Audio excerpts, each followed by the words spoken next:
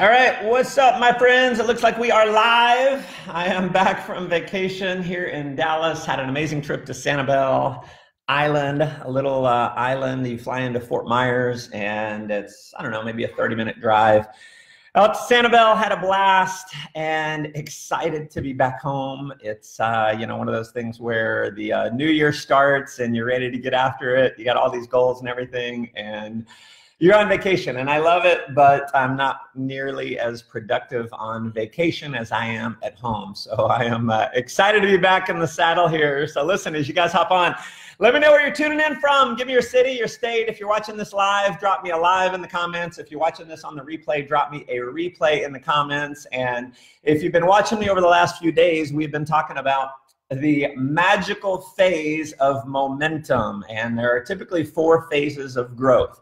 There's formulation, there's concentration, there's momentum, and then there's stability. And so it's kind of like an S curve. So you got formulation, concentration, momentum, and then stability.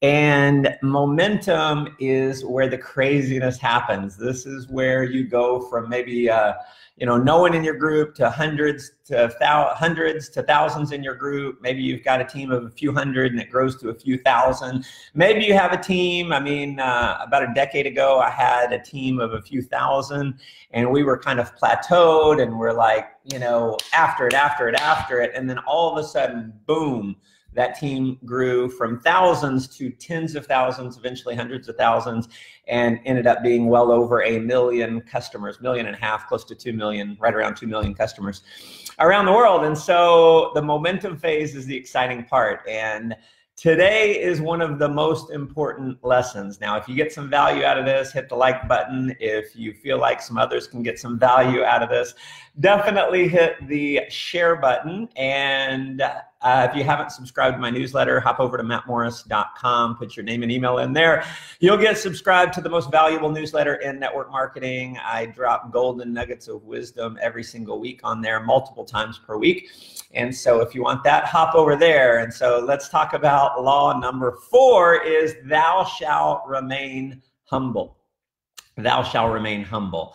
Now listen, no matter how good you are, no matter how much money you're making, probably the biggest enemy of success, whether you're in momentum or out of momentum, is your ego. And if you're saying to yourself, I know some of you are listening to me right now and you're like, not me, I don't have an ego, said the biggest egomaniac in the world, okay?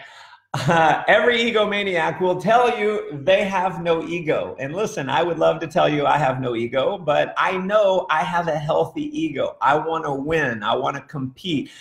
It's just the way I'm wired. And I'm happy to be wired that way. The ego I'm talking about that can be crippling, debilitating for your success is the ego thinking that you're God's gift to business, God's gift to entrepreneurship, God's gift to mentorship, God's gift to network marketing.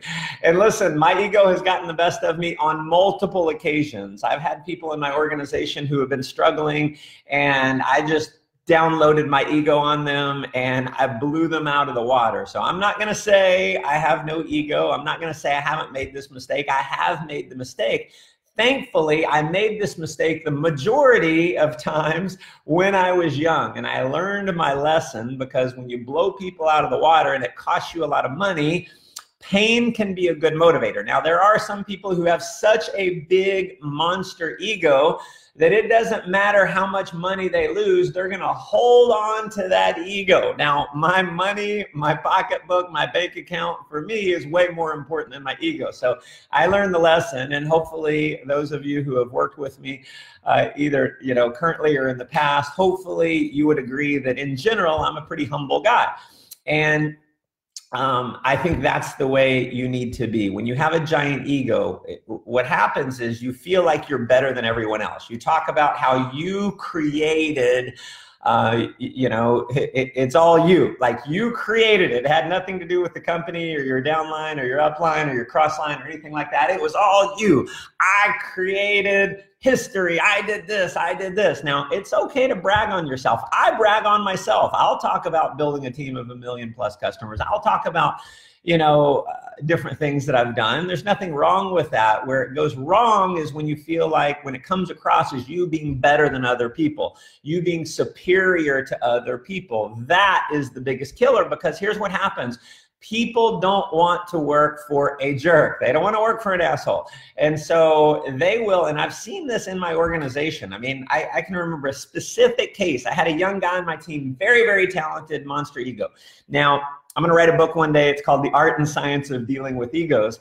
And this guy had a monster ego, and it was cool, man. I edified him, and I gave him recognition. I fed the ego, because that's what got him to produce, was the ego. Now, here's where he went wrong, and I'll take some responsibility here for not coaching him better on this, is he had another guy on his team who had a pretty decent sized ego, who is even better than him. And they got into a little fight. You know, it's kind of like my, you know what is bigger than yours. And the guy who was below the guy, so let's say, you know, there's a guy on my team and a guy on his team. Well, the guy at the bottom, who is even better, quit the business. Not because he was mad at the company, not because he was mad at the products, not because he was mad at me, only because he refused to help the guy above him make money. Now, if the guy above him had just shut his mouth and just stayed out of the picture, then the guy would have continued going and he probably would have made a ton of money. They ended up both being blown out of the business because of the ego situation. Now, recognition. I'm going to give you guys gold right here. This is something that is definitely share worthy. Recognition is both a powerful weapon and a dangerous killer. It's a powerful weapon when you are giving recognition to others. When you're giving recognition to others, people like it. It makes them feel significant. In network marketing especially, people will do more for recognition than they will for the money. So remember that. They'll do more for the recognition than they will for the money. That will make you a ton of money if you use it effectively. It's a powerful, powerful weapon. Here's where it becomes a dangerous killer. It becomes a dangerous killer when you have so much of a need for recognition that you hog the recognition, that you don't want other people to pass you in rank because it would hurt your ego. I mean, I've literally seen people blown out of the business because they had people in their organization that were going to make more money than them. Now, personally, I would love to have all the top money earners in my company in my downline. That would be amazing to me, okay? That's what I'm always working towards. I want to help people make more money than me. If someone passes me in rank, I get excited. I'm going to edify them like crazy. Now, if you have an unhealthy ego, you're not going to help someone make more money than you because your ego can't stand it. You don't want someone to pass you in rank because your ego can't stand it. That's an unhealthy ego that is a killer. Okay, and it kills the relationship that you have with the leaders in your organization because people want to work with others who are humble. Now, yes, you can be confident. You should be confident. I will tell you, I'm probably one of the most confident people in network marketing. I genuinely believe that I'm one of the best in the world. Now, I'm not saying that out of ego. That's what I believe. But I'm not out telling everyone I'm the best in the world. I'm a legend. There was a guy, I won't even mention, this is years and years ago, but he tagged himself, he labeled himself as the network marketing legend. Listen, my friends, if you have to tell people you're a legend, you are not. Hilarious. Now, I don't care how much success you had. I don't care if you are Bill Britt. I don't care if you're Dexter Yeager. You don't run around saying, I'm the network marketing legend. If other people call you that, hey, that's awesome. But I'm telling you, thou shalt not have an ego. Thou shalt be humble. One of the biggest ways to kill momentum, and I've seen it killed over and over and over, is when the ego gets the best of you. I mean, I've had situations where I can think of one specifically where the leaders were very, very talented, very good, but they ran their organization like a dictatorship. And if anyone got out of line, it was like they were cast aside and they had huge momentum, huge, and they absolutely killed it because of the relationship with their organization. So law number 4, my friends, is thou shalt be humble. Treat recognition like a hot potato. Something I learned from my good friend Mark Aceta. Someone throws you the hot potato, giving you recognition, and you got the hot potato. You want to get rid of it as soon as possible, as fast as possible. You're going to toss the recognition hot potato to someone else. So someone edifies you, oh my God, you're you're the most talented leader I've ever seen. And I get the hot potato. What am I going to do? I'm going to say, oh, listen, it's not me. I learned everything from my mentor, and I'm tossing the recognition. I'm tossing the hot potato over to someone else. It's okay to accept it. You don't have to deny it. You don't have to say, oh, no, I'm not good.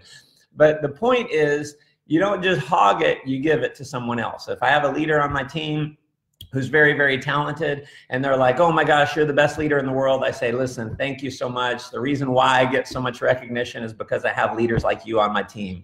So I'm giving other people the credit. I'm not hogging the credit, I'm giving it to others. Now, if you have an unhealthy ego, you just can't get yourself to do it. And here's what's interesting, and this is kind of a profound thing. The more recognition you give away, the more you get. Because people love other people who are humble. And if you're constantly hogging the recognition, edifying yourself, other people don't feel the need to edify you. So edify others, give away the credit, and you'll end up getting way more recognition than you ever deserve. So listen, my friend, that's it for law number 4. We'll be back tomorrow with law number 5. Hope you are enjoying the series here. If you get some value here and you want to share it with some others, hit the share button, and we'll definitely make an impact for folks.